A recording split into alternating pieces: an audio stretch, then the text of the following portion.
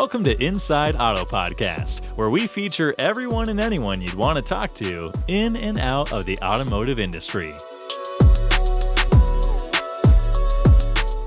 Ilana Shabtai here, host of Inside Auto Podcast, where we interview top dealers, GM, marketers, entrepreneurs, and thought leaders in the automotive industry. And before we introduce today's guest, this episode is sponsored by AutoLeadStar.com. AutoLeadStar is pioneering marketing automation in the automotive industry with sophisticated machine learning that future-proofs a dealership's marketing operations.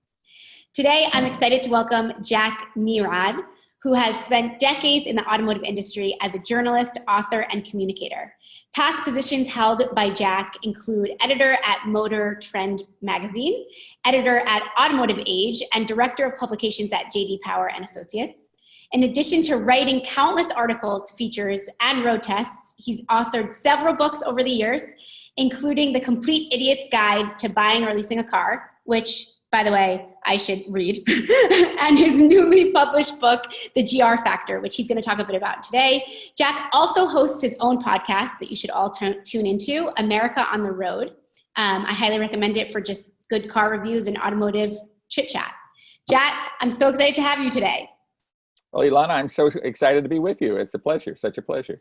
Yes, and I was just telling you this when we were talking before the podcast, but we can really flip the script here, and with your expertise, you could be running this podcast for us.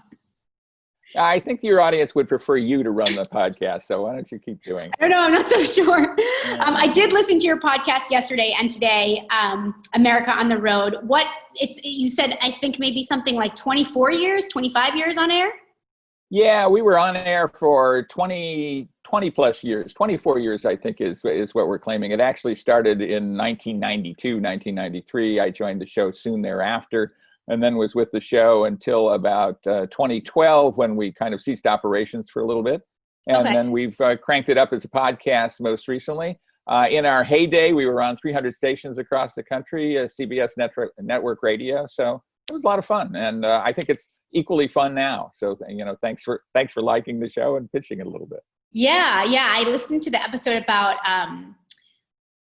the guest had just driven from California to Florida, Right. which seems to be the new norm for us. I just did a road trip from Miami to New York, which was not fun at all. I can believe that. Not easy with the 1-year-old in the car, that's for sure. Yeah, wow. How good for you.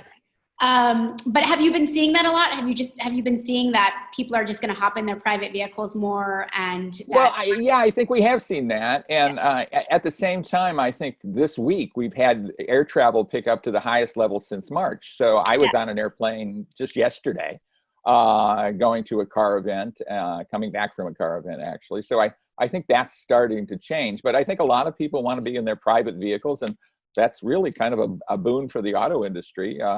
I've taken road trips myself most recently, and 2,500 miles, something like that. So wow, I think we're going to see a lot of that.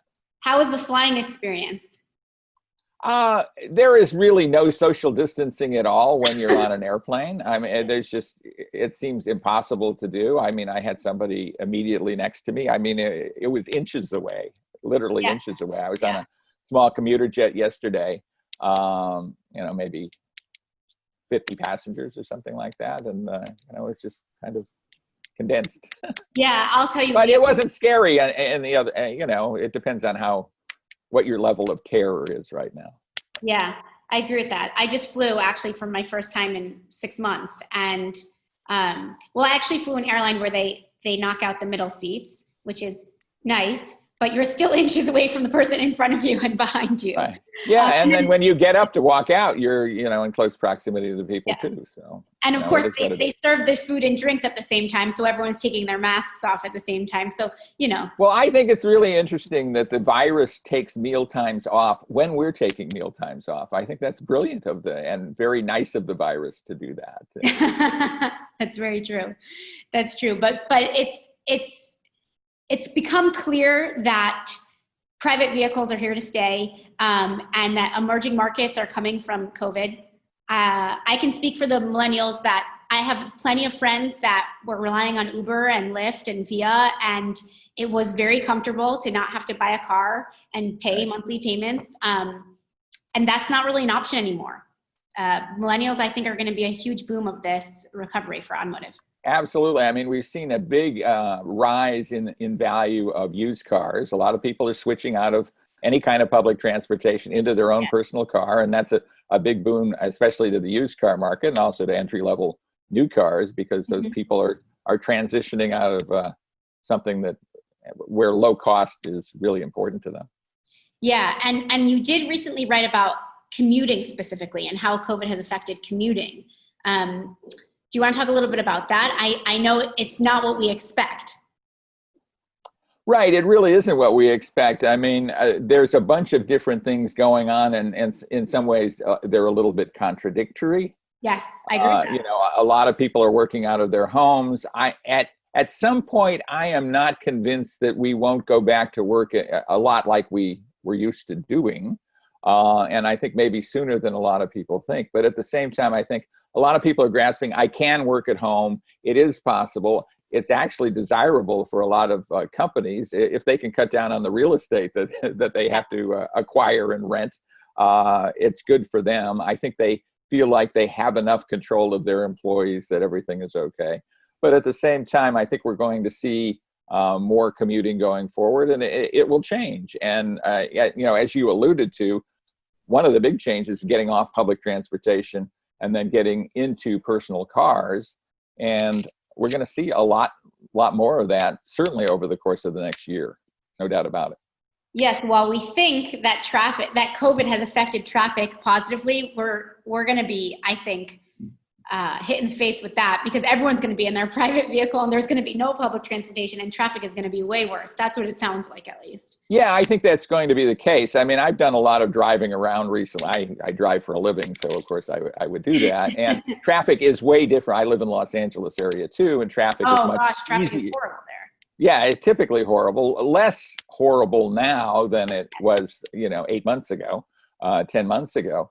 But it'll change again too. And as you say, once people are in personal cars more so than public transportation, we're going to see more traffic than we saw before. Yeah, we got to stay away from LA then. Yeah, I think a lot of people are leaving LA in droves anyway. So, I think that's another kind of interesting aspect of this is a lot of people are leaving urban areas, quite literally leaving and deciding, well, if I can work from home, my home can be in Lake Tahoe.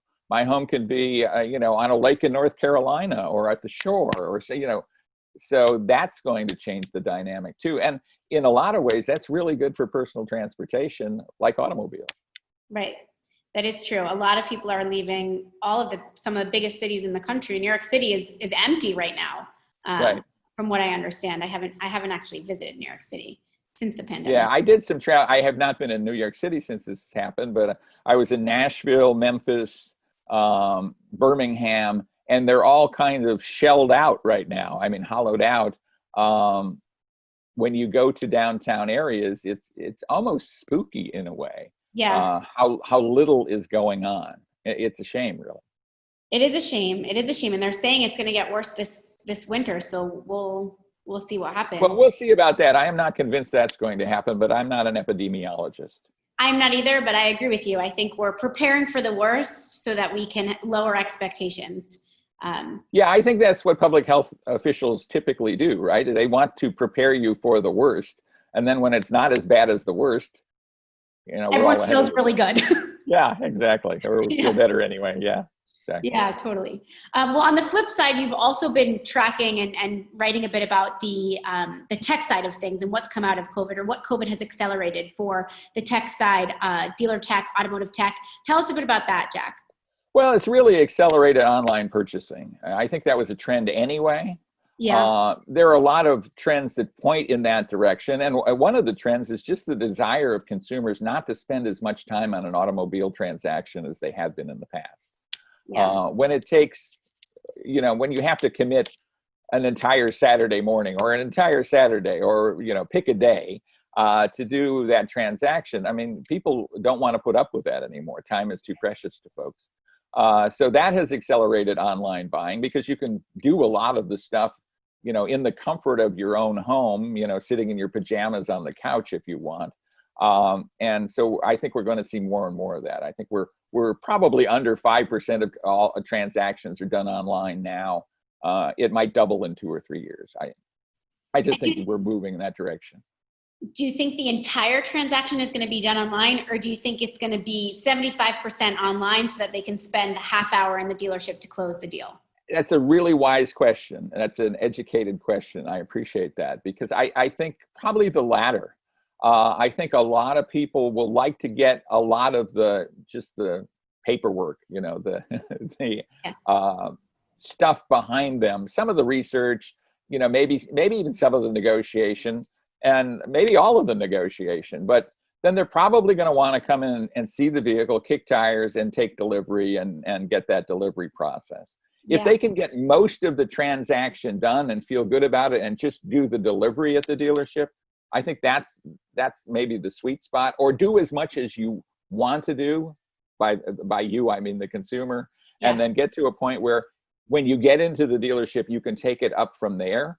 One of the big problems with early online stuff was if you then stopped in the middle, you had to start over. You couldn't save your work. You couldn't go into the dealership and take it up from there. You had to reestablish the whole thing, and that's a giant time waster. And I think nobody wants to waste time.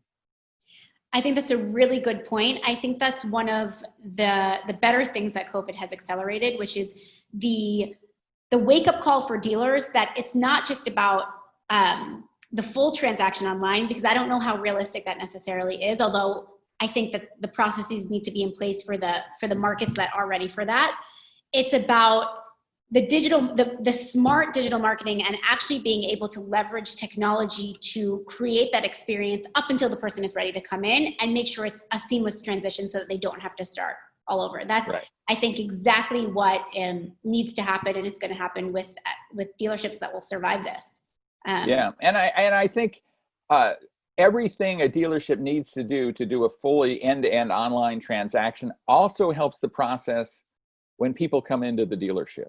Because what dealers have to do is put guardrails around what the salesperson can do, and give the what dealerships have found is salespeople learn a lot from what is offered to the consumer.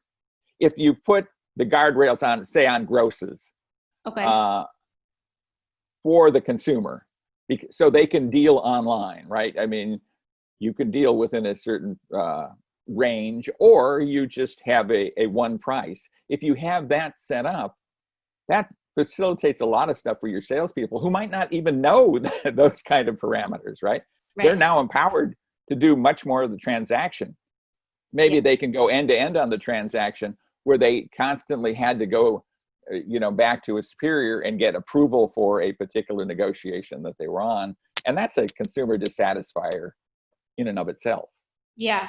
I was actually talking about this with the CMO of Roadster, Michelle, who was on our podcast a couple weeks ago. And I know you also wrote a piece about Roadster and what they've been doing. And I asked her the question, what are your successful dealerships doing? Like, how are they successfully implementing Roadster? And she said it's all about the process and educating. And if the sales team doesn't understand the power that they get from something like Roadster, they're not going to be successful. And I think that's really an important point. It's not just about digital retailing. It's about the process and what it can do for the salesperson, even if the buyer doesn't complete the transaction online. Right. I mean, you can't just buy software or buy a service and do 6 weeks of training and think, bang, okay, but not change anything else about your operation. And there's so much to gain. The dealership should really change their operations based on the new power that, number one, it gives to salespeople, but also how it just speeds the transaction. They can do more transactions. They can work, the salespeople can work on multiple transactions at once if they're dealing online, versus sitting in an office babysitting somebody for the better part of a morning, just making one deal happen. Yeah, just so much more efficient. Right. And getting away a bit from dealer tech, but also just the connected car world and autonomous vehicles. I know you also wrote a little bit and spoke a little bit about how COVID is accelerating that as well. Tell us a bit about that. Well, it's kind of contradictory again. I mean, it's accelerating some aspects of it, and then there's other aspects of it where it's probably a big roadblock. Okay. Certainly a lot of people want contactless situations, right? You talked about your friends in Uber, and getting in an Uber was always a bit of a leap of faith, but now it's a giant leap of faith, right? And a lot of people just don't want to take that risk. Getting in a vehicle that is piloted not by a human might eliminate some of that risk, might not, on the other hand. It introduces a whole nother risk. So and you're like, okay, who was in this before? Because you're not the first one in, and you're not going to be the last one in that vehicle that day, right? So there are different things that this introduces. I think those companies that are all in for autonomous vehicles and that technology, this has accelerated their growth, accelerated their ability to move forward. I think for major car companies, not so much. Number one, they don't have the resources they have. We're going to have a lot fewer sales this year. They're going to have less revenue, less revenue for R&D. So that will probably knock down the goal of getting autonomous into the marketplace really rapidly. Yeah. Another thing I wonder about autonomous vehicles too is just the consumer demand for it. I know that engineers love the idea of it. It's popular in the general press to think we're going to have driverless cars in 5 years, and we won't have traffic accidents because computers will be running things. And I would caution them. I mean, your computer fails too, right? I mean, we've all experienced that. So especially until it learns. That's the whole point of machine learning. So I don't want to get into an autonomous car in the beginning. No way. Yeah. You want to see it at least has a full driver's license instead of just a learner's permit, right? Yeah, 100%. That's a great analogy. Yeah, so that's something that we should look out for. I know that it is a hot topic in press. I think it might be getting more press than what it's actually going to show in reality in the next 5 years, but we'll see. We'll see. Two more things I wanted to touch on with you because you're really sharing your expertise here. You just joined the dealer marketing expert panel, which we're really excited to see. Have you shared your first piece yet? I have. Okay. What was it about? And it was largely about what we've talked about already in terms of online selling, and really I think what we will see going forward, and you alluded to it very wisely, is kind of a hybrid of complete online selling, from cradle to grave, from inception to delivery of the vehicle online, and instead gives the consumer the choice of how much they do online, when they do it online, and then going into the dealership, picking up where they left off and going on from there. And all the advantages that not only gives the consumer, which are many, but the advantages that gives the dealership, which are many as well. I mean, they can be much more efficient doing Yeah. Yeah. And condense more deals that way, just because you're not spending 4 hours with a customer. Right. Yeah. And having things established, having business rules established, so that there's really not so much mystery about price. One thing I've learned through 30 plus years of looking at the car buyer, and I've scrutinized the car buyer a lot, doing the kind of writing and research that I've done through the years, is the typical car buyer doesn't want the absolute lowest price. They just want to feel like they were treated fairly and treated pretty much like everybody else. They really don't want to be a chump. I think no one wants to be a sucker, especially. Yeah, it's like, and everybody has a tendency to lie about what they paid for a car, and they lie low. I mean, typically when you tell people, if people ask you what you paid for your house, you might inflate the figure a little bit, because maybe that kind of aggrandizes you a bit. Right. Yeah. At the same time, when somebody asks you what you paid for a car, you're always going to say, "Man, I drove a great deal, and I'm way under invoice." And everybody can't have bought their vehicle under invoice. It just doesn't work out that way. We all know that that's not the case. But maybe that's the art of the car salesman, right? They make everyone feel like they got the best deal. Right. And that's the interesting thing about buying a car too. I mean, the consumer can walk out having not gotten a particularly wonderful deal and feel very good about it. Right. And be totally satisfied and go on about their business. And it probably won't affect them in any way, shape, or form, negatively in any way, shape, or form. Or they can leave the dealership having gotten a great deal and really kind of home run for themselves and go, oh, maybe I left money on the table, have some buyer's remorse. I think that's a big problem for the industry, in that a lot of people can have walked out of the dealership doing really well and feel negative about it. And they feel negative because they're always afraid somebody else did a little bit better. Yeah. Yeah. I mean, try selling to car dealers. Yeah, exactly. It is not easy. It's not easy. Well, and but they're fun to talk to too. And they're fun to deal with. I love going in to buy a car because I know that I have the ultimate power. And the ultimate power is I can buy that car or something very similar dozens of places. Yeah. They don't have power over me. I have power over the fact that I've got my wallet and my checkbook and I'm in control of that. Yeah, and you also know that if you walk out without buying that car on the day that you walked in, that's considered a fail on the dealership's part. Right. Not every consumer necessarily knows that. Right. I have literally had dealership people, salespeople, even the general manager of a dealership follow me out into the parking lot. Unbelievable.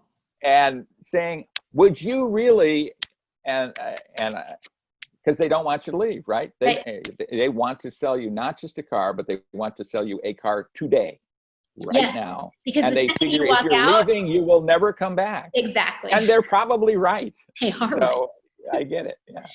Yeah, it's true. That's a trick that I tell all my friends looking for a car. I say, just know that you have the power, and if you consider walking out, you'll just get lower and lower to a certain point. But get lower and lower. Like don't take the first proposition.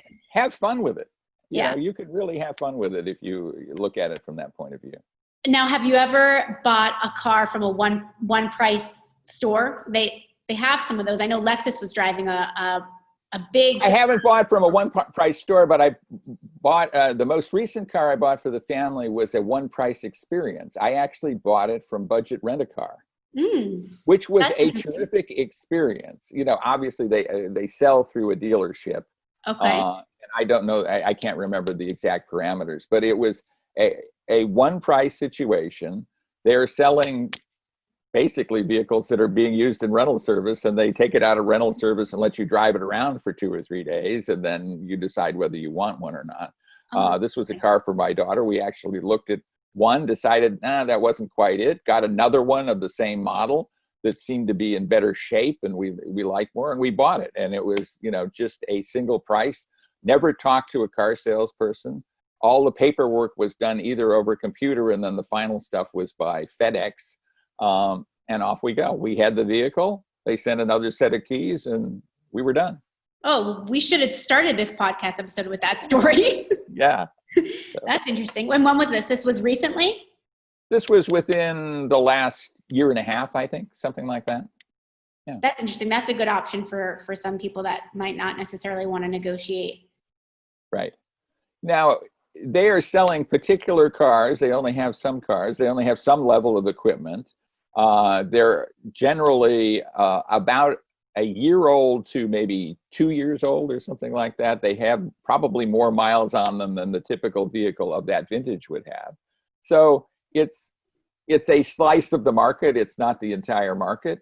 But for people who are buying a transportation type of vehicle, like a rental car agency would have, it was kind of a perfect solution for us. Yeah. Well, thank you for sharing that. And then before we sign off, I'd love for you to talk about your new book, The GR Factor. The GR Factor is kind of a labor of love for me. And it kind of sums up a lot of my experience of managing people and dealing with people and understanding customer relationships for the better part of 4 decades.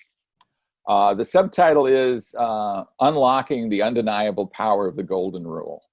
And I think the golden rule, which is the GR and GR factor, is just how you treat people.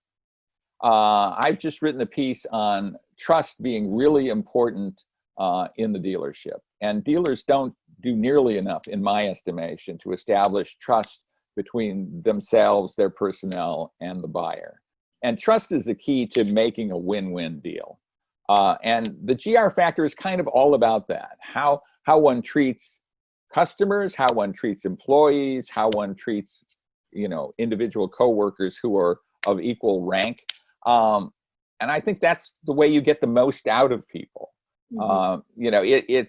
It's not simply altruistic. There is an altruistic aspect, certainly, to treating people well. But there is also just the benefit of you get when you treat people well. When that was my management style. Not ask people to do what I would not do.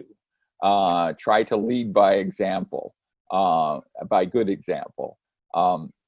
And I think overall, you get the most out of your people. You get the most self-respect and respect from others by doing that. So that's really what the book is about.